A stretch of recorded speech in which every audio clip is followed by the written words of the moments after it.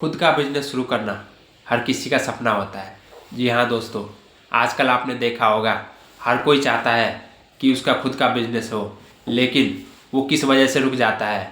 लोगों के डर की वजह से। लोग कहते हैं आपके घर में कोई भी बिजनेसमैन नहीं है तो आप भी नहीं बन सकते, लेकिन अगर आप में जुनून है, जज्बा है, तो आप ज़रूर बिजनेसमैन बन सकते हैं।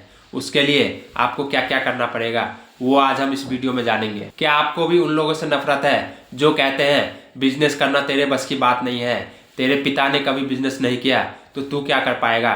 घर में कोई बिजनेसमैन होना चाहिए जिससे सीख के तू बिजनेस कर सकता है, लेकिन तेरे घर में हर किसी ने नौकरी की है तो तू भी नौकरी कर। क्या ये बात आपको सही लगती है? जरूरी नहीं कि अगर आपके पिताजी ने अगर बिजनेस नहीं किया तो आप भी नहीं कर सके। आपको सिर्फ अपने नॉलेज को बढ़ाने की ज़रूरत है और आपको रिस्क लेने की ज़रूरत है। जी हाँ दोस्तों, अगर आप नौकरी के कंफर्ट जोन में चले गए हैं तो वहाँ से आपको बाहर निकलना पड़ेगा और आपको जगह जगह घूम के या फिर अपने आसपास ध्यान दे के आपको एक ऐसा आइडिया ढूंढना है जो सिर्फ आपके लिए बना हो, तभी आप उस हिसाब से अपने बिजनेस को चला सकते हैं। दोस्तों एक बात और जो कोई नहीं बताएगा आपको, आपको उसमें इंटरेस्ट भी होना चाहिए। बिना इंटरेस्ट के अगर आप उस बिजनेस में जाएंगे तो आपको लॉस ही होगा। सबसे पहले आपको इंटरेस्ट जगाना होगा अपने बिजनेस के प्रति, अपने प्रति, तभी आप उसमें कामयाब हो सकते हैं। तो चलिए बिजनेस को करने के लिए क्या क्या प्रोसेस है वो जानते हैं। अगर आप भी बिजनेस शुरू करना चाहते हैं तो सबसे पहले आपको अपने प्रोडक्ट का चुनाव करना होगा जो आप बाजार में बेचेंगे या ऑनलाइन जैसे भी हो। यदि आप प्रोडक्ट नहीं बेचना चाहते हैं तो किसी सर्विस के द्वारा भी आप बिजनेस कर सकते हैं। आपने बहुत सारे ऐसे बिजनेस देखे होंगे जो कि बिल्कुल जीरो इन्वेस्टमेंट है, और इस बारे में आपको अगले वीडियो में बताऊंगा कि जीरो इन्वेस्टमेंट क्या क्या है।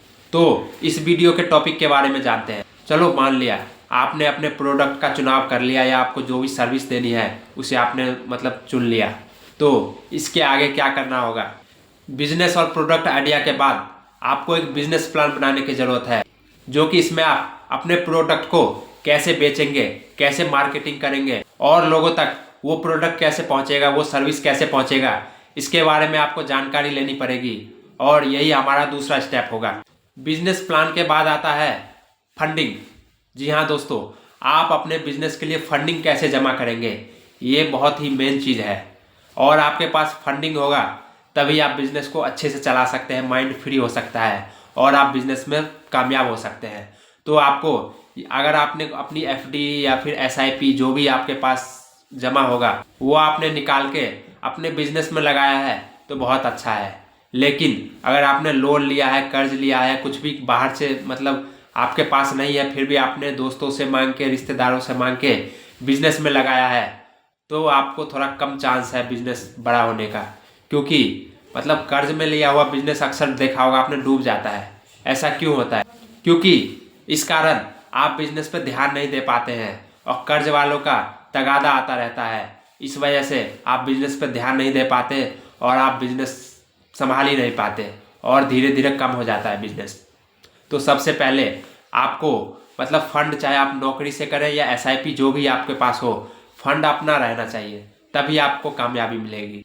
तो आपको फंड की आवश्यकता होगी, वो आप कहीं से जुगाड़ कर लें। यहाँ तक तो आपने सब कुछ कर लिया है। इसके बाद क्या? इसके बाद आता है बिजनेस का नाम। जी हाँ दोस्तों, बिजनेस का नाम बिजनेस का वो रीढ़ की हड्डी है जो कि बिजनेस को बहुत ही मजबूत बनाता है और लोगों तक आपका नाम पहुंचता है उससे, जिससे आपका बिजनेस चलता है। जब तक आपका बिजनेस का नाम नहीं होगा, ब्रांड नहीं होगा, तब तक लोग जानेंगे कैसे कि वो आपका ही बिजनेस है। तो आपको अपने बिजनेस का एक अच्छा सा, यूनिक सा और सिंपल सा नाम रखना है जो लोगों को मन में लोगों के मन में चला जाए और लोगों को अच्छा लगे।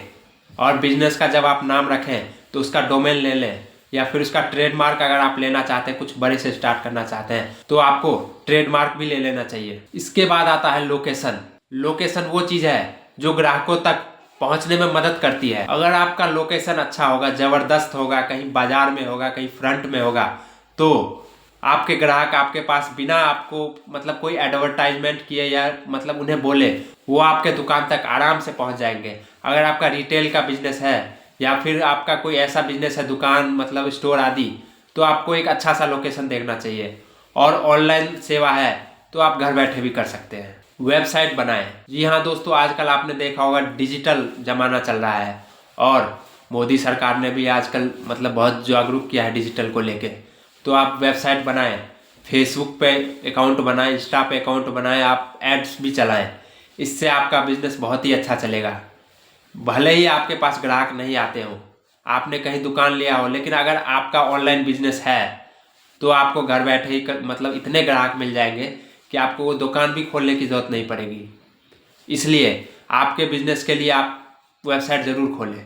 डॉक्यूमेंटेशन, जी हाँ दोस्तों, आपके पास आपके बिजनेस के लिए हर एक वो डॉक्यूमेंट पूरे होने चाहिए जिसकी आपको ज़रूरत है, आपके बिजनेस की ज़रूरत है।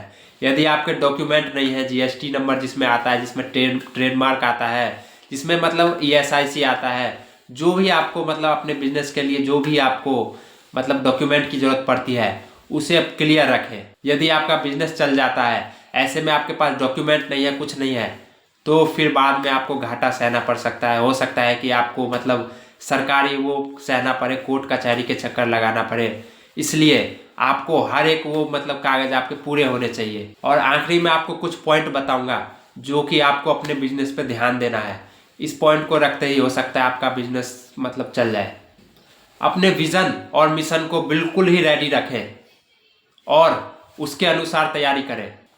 अपने टारगेट ऑडियंस पर फोकस करें, जैसे कि महिला हो गई, बच्चे हो गए, बुजुर्ग हो गए, मतलब आपको हर एक उम्र की ऑडियंस पे ध्यान देना है और उसी अनुसार आपको अपना काम करना है। और ये पॉइंट ऐसा है जो कि मतलब आपके बिजनेस को ही चला सकता है। मतलब अगर आप नहीं भी रहेंगे तो भी बिजनेस चलेगा आपका।